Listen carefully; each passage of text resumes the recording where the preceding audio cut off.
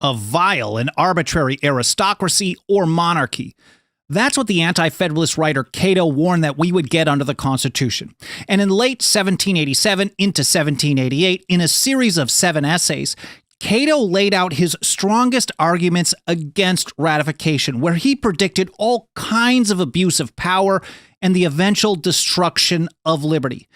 In this episode, I'm going to break down his primary and, well, all forgotten warnings. And I think after hearing at least a few of these, you just might think they're more important than ever today.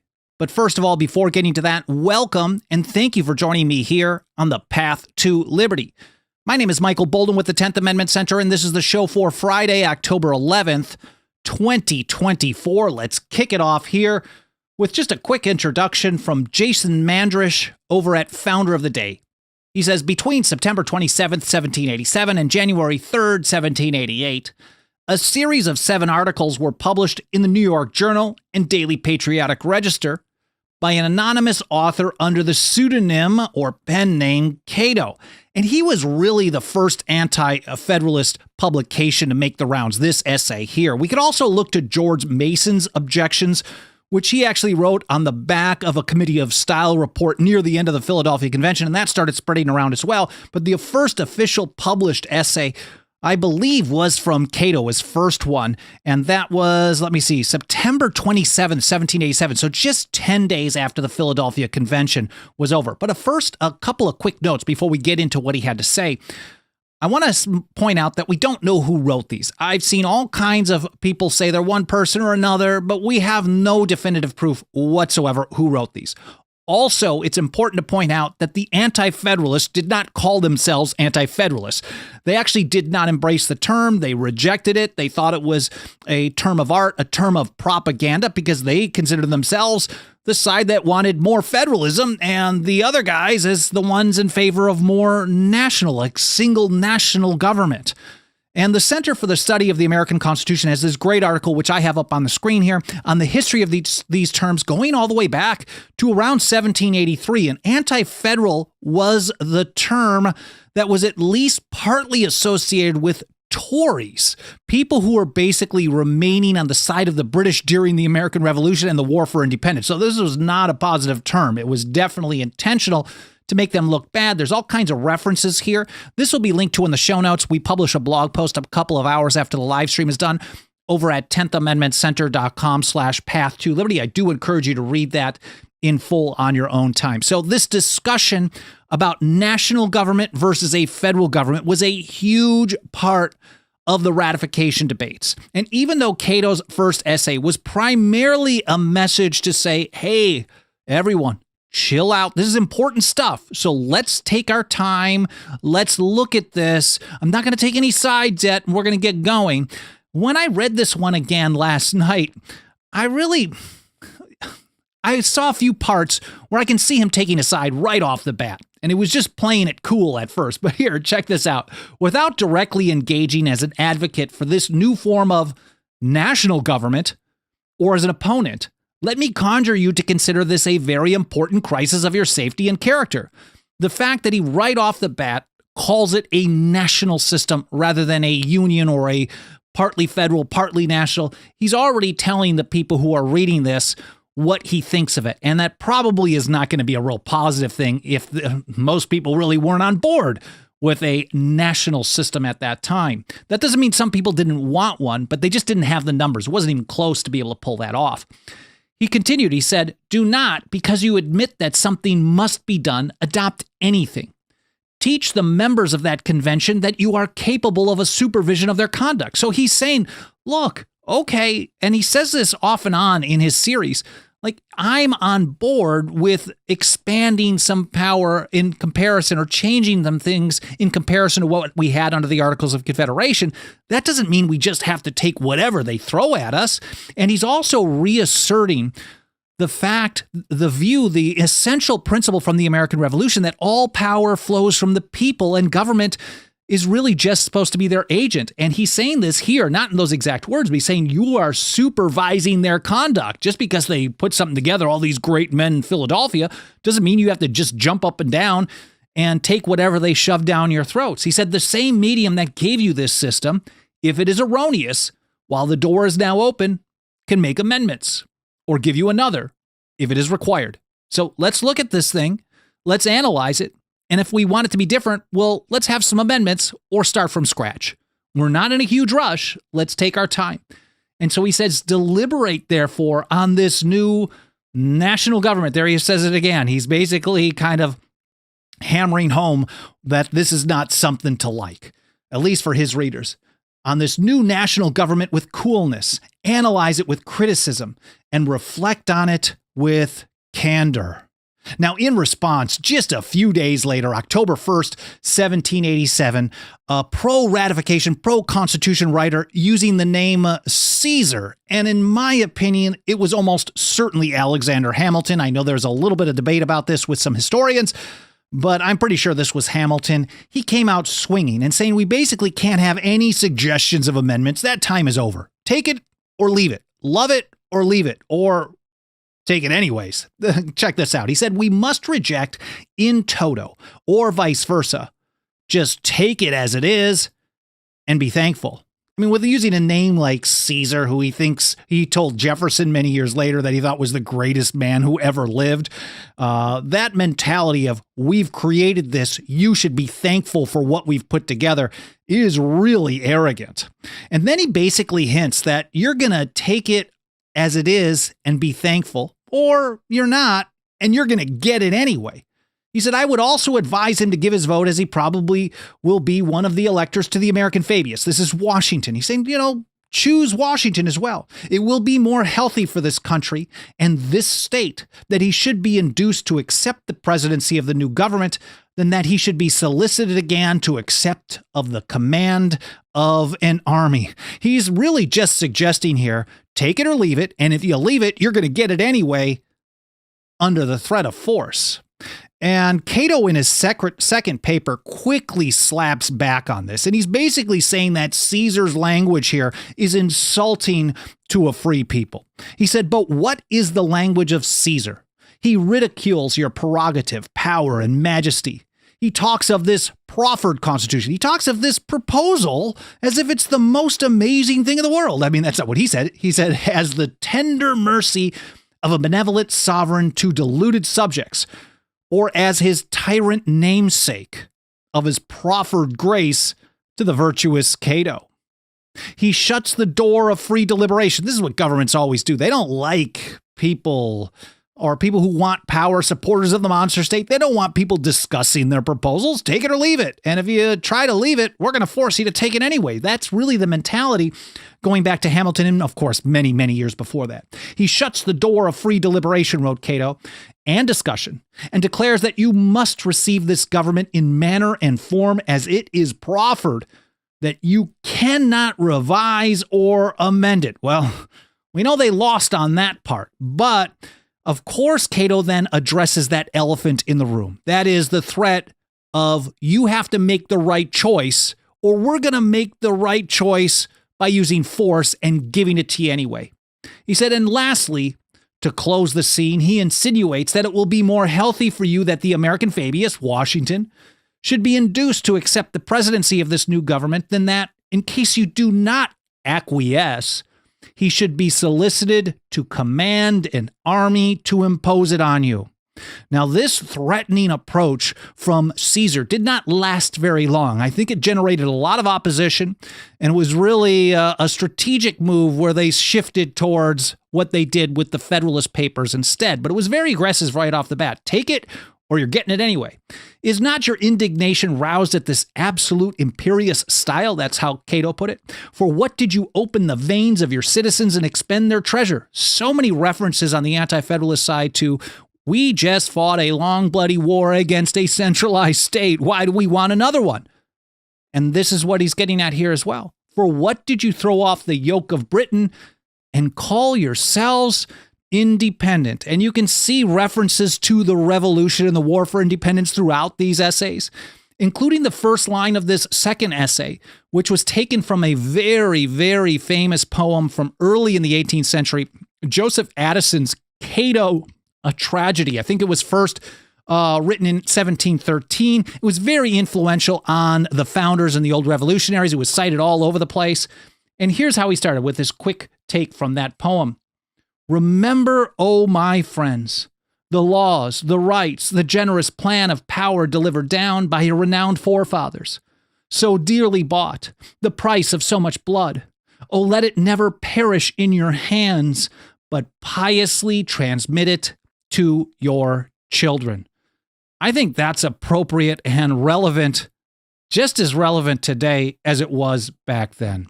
So from there, Cato then calls into question the legitimacy of the entire Philadelphia Convention, not the convention itself, but what they did there. He briefly argued that they went beyond their authority. He said, this new government, therefore, founded in usurpation, is referred to your opinion as the origin of power not heretofore delegated. And to this end, the exercise of the prerogative of free examination is essentially necessary. So he's taking the position like, you really, no matter what they're threatening to do, we really got to exercise our prerogative, our right, our power, our sovereign authority as a free people to really examine this. And if we don't like it, we'll just say no, especially because they did this usurpation in the Philadelphia Convention. Now, there are other sides to that debate. I covered it in some detail in another episode. Myth Busted Virginia, not Congress, called for the Philadelphia Convention. I encourage you to check that one out. It will be linked to in the show notes at 10thamendmentcenter.com/path to liberty, of course, as always. So in his third essay, Cato then gets to the heart of the debate. He focuses on the dangers of consolidation or centralization of power. And really, that is the underlying message in all of his essays in opposition. He said the recital or premises on which the new form of government is erected declares a consolidation or union of all the 13 parts or states into one great whole, a national government. That's what he said in that first essay where he's like, I'm not for or against this, but it is a national government. And here he is explaining this in more detail.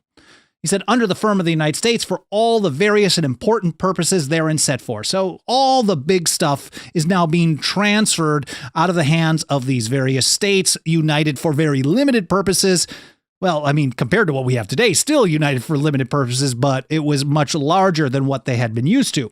He said, but whoever seriously considers the immense extent of territory comprehended within the limits of the United States, even at that time, together with the variety of its climates, productions, and commerce, the difference of extent and number of inhabitants in all, the dissimilitude of interests, morals, and politics in almost every one, will receive it as an intuitive truth that a consolidated republican form of government therein can never form a perfect union, establish justice, ensure domestic tranquility, promote the general welfare, and secure the blessings of liberty to you and your posterity. That is a tip of the hat, of course, to the preamble to the Constitution. And he's pointing out, like, even at the time, we may have this kind of weird view of what went down in history, that there was this kind of really unified view on the structure of economic viewpoints and political and social and religious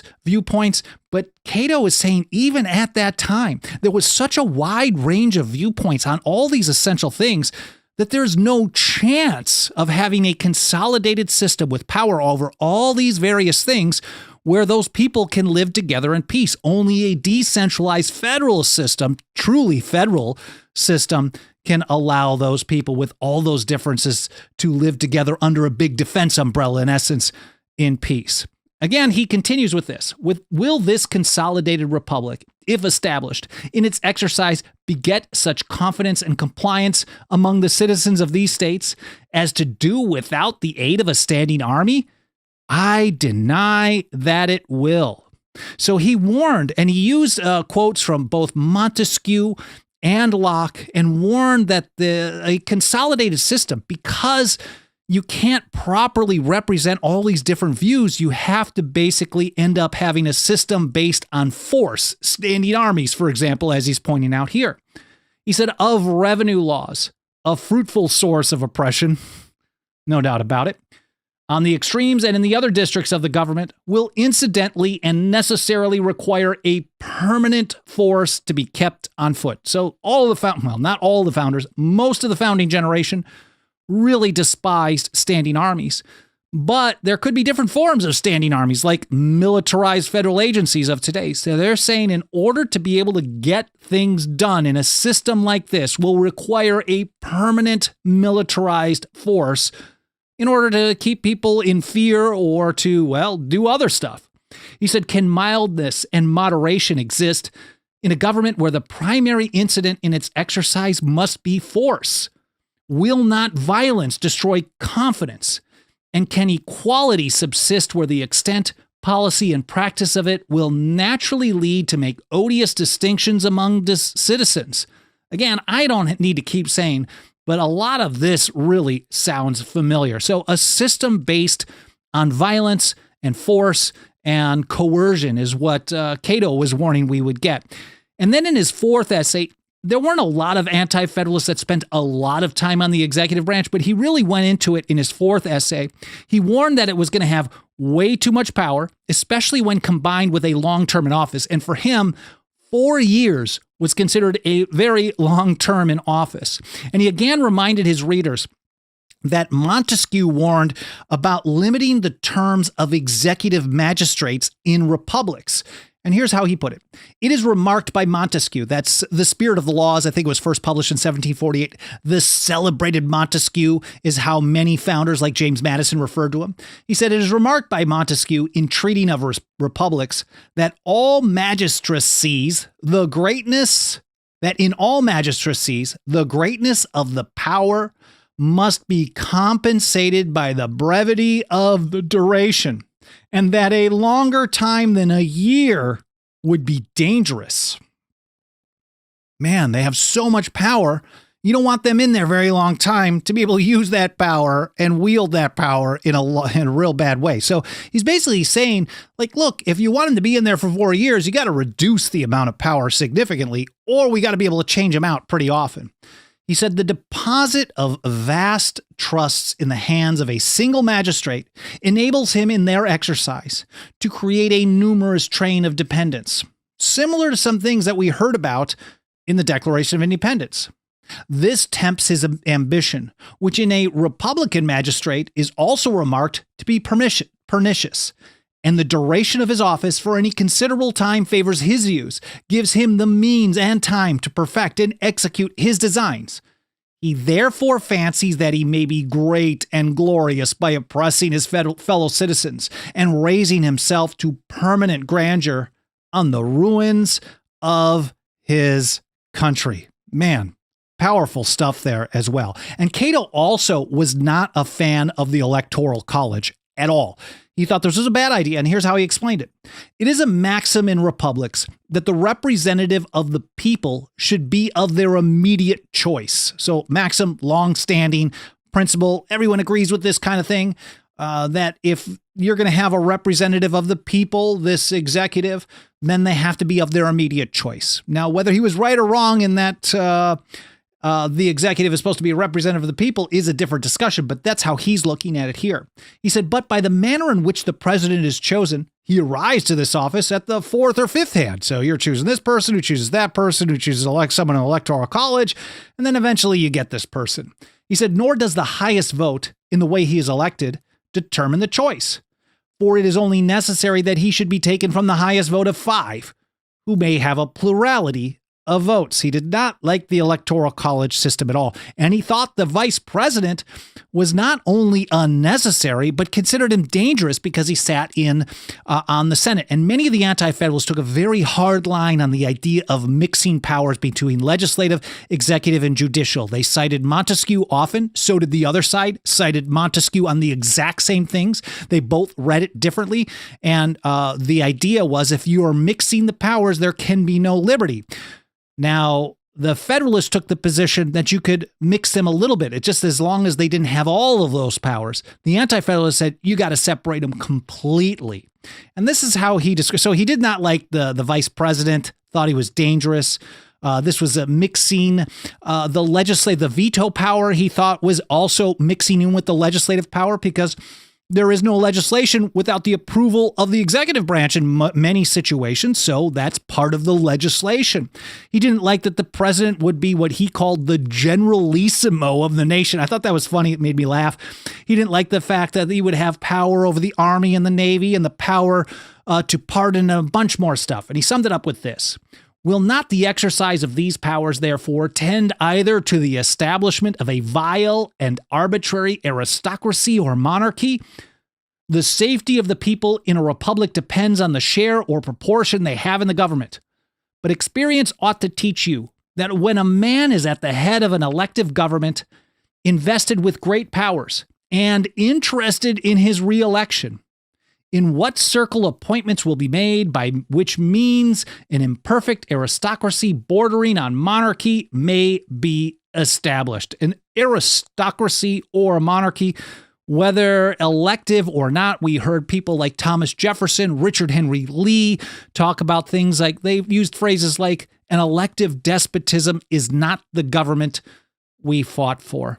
So in his fifth essay, he said there are too many parts of the Constitution which are vague. So the more vague the legal terms, the more likely that people in power can, basically give them a spin, a definition that expands their power. We understand that all through history. The founders, the old revolutionaries, talked about this pretty regularly. Even Thomas Jefferson, and I didn't see him discuss this. I haven't seen it in any of his works. Maybe someone who's read more than I have would find something. But when Benjamin Franklin first proposed in Articles of Confederation a year before the Declaration of Independence, this is in 1775, there's still a copy with some notes in the margins from Jefferson. And he said, general welfare, we shouldn't have any ambiguous, vague terms like this in a document of such importance. And again, it ended up in the Constitution for the United States as well. Anyways, so he did not like the idea that there was areas where there was vagueness, again, ripe for abuse of power. And he said, inexplicitness seems to pervade this whole political fabric. Before the existence of express political compacts, he continued, it was reasonably implied that the magistrate should govern with wisdom and justice. But mere implication, so the idea, he's giving a little history lesson, before we actually wrote rules down, it was just an implication that they should do the right thing. But that didn't work out too well because, people with power, humans are flawed creatures, and evil people are drawn to places of power, obviously. He said implication was too feeble to restrain the unbridled ambition of a bad man or afford security against negligence, cruelty, or any other defect of mind. He said, therefore, a general presumption that rulers will govern well is not a significant security. And that was kind of the argument from some on the Federalist side. I've even seen Roger Sherman say, we don't have to worry about this because the way things are structured, it's going to draw the best people to the top. And, then the people are really well educated and they'll keep them in check if they go beyond their limits. James Iredell said that people are going to resist if they usurp power. We heard this type of thing over and over and over. And on the Anti-Federalist side, they're like, we can't leave it to implication, to trusting them to do the right thing. And so then he spends a bunch of time on the Congress itself. He did not like the fact that the House had too few representatives. He thought that annual elections were necessary to keep them in check. He didn't like the Senate. He didn't like the fact that the state legislatures were actually choosing senators, so he would have been kind of more in favor of what we got after the 17th Amendment. He thought that they would be in office for too long. Mercy Otis Warren, sometime after this, in her Anti-Federalist essay, Observations on the New Constitution, predicted that choosing a senator for 6 years means they're basically going to be an appointment for life. That's my paraphrase, but she said that as well.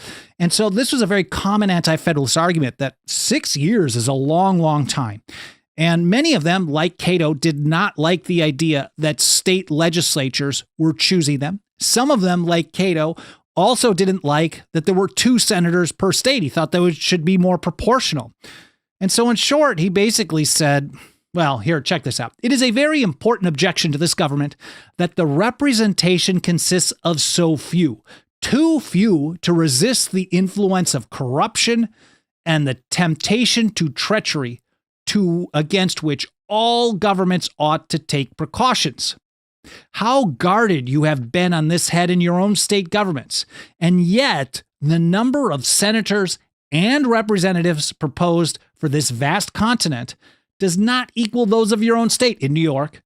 How great the disparity if you compare them with the aggregate numbers in the United States. So there's not enough on either the House or the Senate side. So he basically is just saying you can't trust government. Don't trust government. That's ultimately what the message is there. And they have too much power. So if you have to trust them and they have too much power, it's going to end up in really, really bad things. Now, he concluded this particular paper by pointing out that the question of representation was really covered in much more detail by another paper just that previous week. This is Brutus's Anti-Federalist paper number 3. He basically said at the end, go read that one if you want to get into more detail. That's the one that covers this the best. I covered it in an episode a few years ago. I haven't checked it out in a while, so hopefully it's still pretty good. Maybe I'll have to do an update on these. Oppress and Plunder, Anti-Federalist Brutus number 3. That'll also be linked to in the show notes. But let's jump over to the 6th essay from Cato. That's where he predicted a bunch of stuff. He expected that we were going to get direct taxation on individuals, despite the fact that Federalists kept telling the people that the government would be so small that it would be able to survive on just trade, tariffs, import duties. He also, again, warned about the Senate turning into basically an elected aristocracy.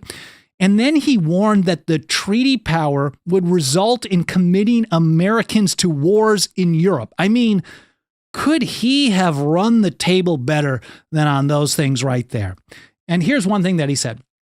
I know there are politicians who believe that you should be loaded with taxes in order to make you industrious. And perhaps there were some of this opinion in the convention. Well, Hamilton for sure, but it is an erroneous principle. For what can inspire you with industry if the greatest measures of your labors are to be swallowed up in taxes? Man, that's pretty cool. And here he goes on that idea of the treaty power being used to commit Americans to European wars, which we have seen for a long, long time, and not just Europe, but all over the place. He said, by treaties, you may defalcate part of the empire. Engagements may be made to raise an army, and you may be transported to Europe to fight the wars of ambitious princes. Money may be contracted for, and you must pay it. And 1,000 other obligations may be entered into, all which will become the supreme law of the land, and you are bound by it. Man, juicy stuff there. He said infallibility pervades every part of the system. There's no way to keep these people in check, is what he's saying. And neither the executive nor his council, who are a collective body, and his advisors can be brought to punishment for maladministration. Now, he even made the case that if the government were able to stay so small that it could be funded by tariffs, import duties, etc., that you would still be paying for it. It's not any different. Ultimately, the cost of the government was going to be the same, whether it's through taxes on commerce or through direct taxes. But he went through this really long passage explaining how, well, you're the one who ultimately pays for those things because the merchants aren't just going to be like, well, I'm going to give up another 10% of my income. It gets passed along to the consumer. And he had a really good take on that. It's a pretty long passage, so I didn't want to read through it in detail right here. But again, of course, it'll be linked to in the show notes so you could read the original source document yourself. Now, for Cato, ultimately, the problem was too much power across the board. Always too much power, too much centralization, and too much trust required to deal with people with too much power. Because if you don't have proper checks, a proper system of checks and balances, you just have to hope you get the right people in power that aren't going to take these vague terms and expand their own power. And that's certainly how things have played out today. Again, he cited Montesquieu and warned that all governments expand with an insensible descent to evil. All governments, that's the course of government, is attended with an insensible descent to evil, and there is no reascending to good without very great efforts. That's from Montesquieu's Spirit of the Laws. And Cato continued, the plain inference from this doctrine is that rulers in all governments will erect an interest separate from the ruled, which will have a tendency to enslave them. Not just some governments, not once in a while, not most governments, not just the ones over there, but all of them all the time. And he even went through, and I forget which paper it was, but in one of them, he's like, don't think that a tyrant can't happen here, because it can happen anywhere. This is just human nature. Well, how do you deal with this? What's the solution? Don't trust any of them. He said, by establishing principles of distrust in your constituents and cultivating the sentiment among yourselves. Well, I hope you guys found this interesting. I hope it was educational, more important than anything. I hope it made you think, and I hope you learned something. I think a lot of this is very relevant for what we face today. So again, I hope you think about that as well. And I really appreciate you spending some of your time with me today. If you enjoy this information, you want to help us reach and teach more and more people about these essential foundational principles of the Constitution, of liberty, of the American Revolution, and much further back. And more importantly, in other episodes, not this one today, but how to defend the Constitution and liberty, whether the government likes it or not. They certainly do not. Nothing helps us do this work more than the financial faith and support of our members. You can join us for as little as $2 a month over at 10thamendmentcenter.com/member. So if you got a couple of bucks of that dirty government fiat, please consider throwing it our way. We will make very good use of it. No one punches above their weight class better than the 10th Amendment Center. We also have annual, 5-year, and lifetime options. Again, that's 10thamendmentcenter.com/members. Again, I really appreciate you spending some of your time with me today. I hope you enjoyed the episode. Hope you have an awesome weekend. And I hope to see you next week here on the path to liberty.